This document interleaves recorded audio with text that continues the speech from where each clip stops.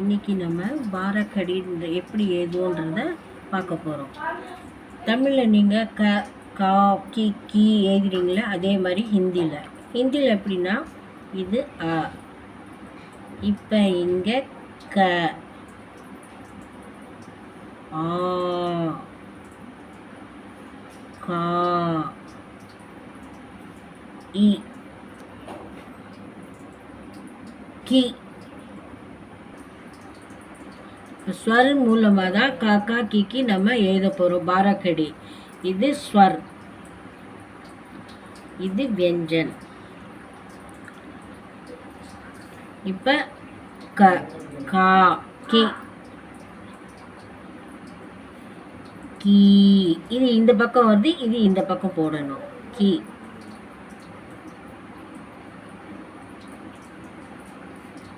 கு கூ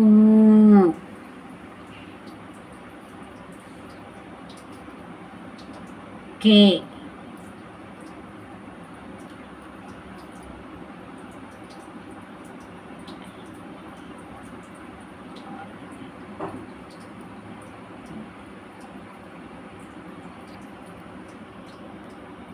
கை ரு. இங்கே கிரு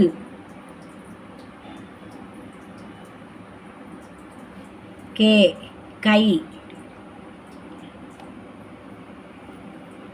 கோ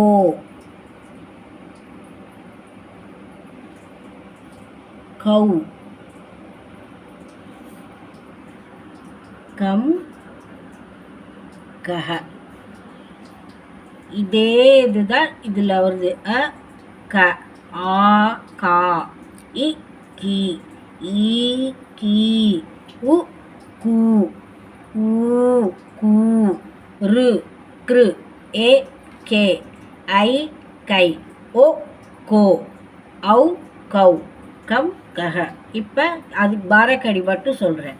க கா கி கி கு கூ கிரு கே கை கோ கௌ கம் கஹ. இதே மாதிரி தான் அடுத்தடுத்த லெட்டருக்கு வரும். நெக்ஸ்ட் இப்போ க. அதே மாதிரி க கி கி கு கூ கிரு. இது கிரு கே கை கோ கௌ கம் கஹ. க கா கி கி கு கூ கிரு கே கை கோ கௌ கம் கஹ. அடுத்த லெட்டர் க. கா கி கீ கு கூ கிரு கே கை கோ கௌ கம் க கா கி கீ கு கூ கிரு கே கை கோ கௌ கம் கஹ. நெக்ஸ்ட் க கா கி கீ கு கூ கிரு கே கை கோ கௌ கம் கஹ. க கா கி கி கு கு கிரு கே கை கோ கவ் கம் கஹ ந நா நீ நீ நு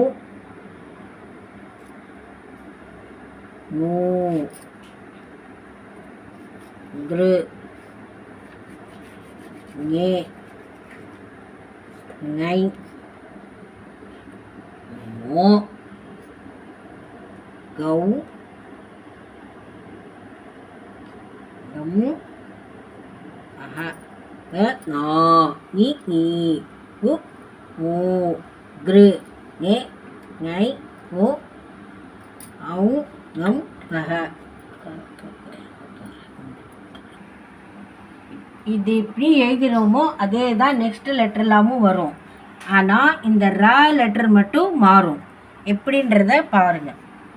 ர ரா ரி ரி. இந்த ரூ வருதா, இந்த ரூ 2 லெட்டர்லேயும் ஒரு லெட்டர் தான் வரும். இங்கே 2 லெட்டர் இருக்கு கு கு. ஆனால் இந்த ரால மட்டும் ஒரே லெட்டர் தான் வரும்.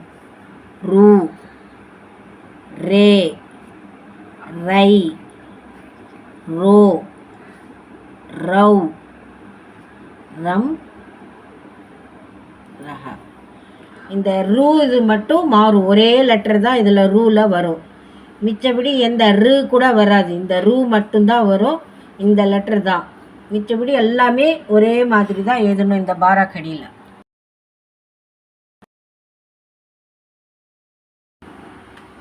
இதே மாதிரி லெட்டர் நீங்கள் எல்லாமே எழுதி பாருங்கள் பார்க்கலாம்.